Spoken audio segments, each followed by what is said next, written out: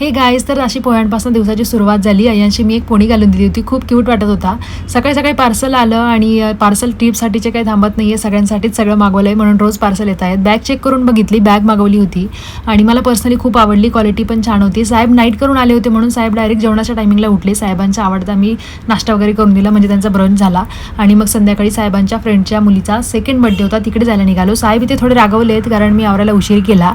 मग त्याच्यासाठी काही गिफ्ट घ्यावे म्हणून आम्ही तिथे गेलो. आमच्या इकडे टेडीचा खूप छान स्टॉल लागलेला आहे, तिकडे आम्ही छोटासा एलिफंट घेतला. साहेब इथे बार्गेनिंग करताय, साहेब माझ्यापेक्षा खूप चांगली बार्गेनिंग करतात.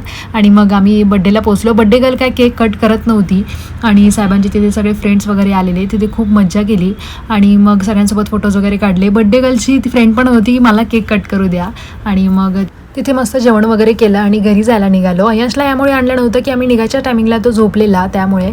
तर असा होता आजचा दिवस. बाय गाईज, भेटूया नेक्स्ट व्लॉगमध्ये. Thanks for watching.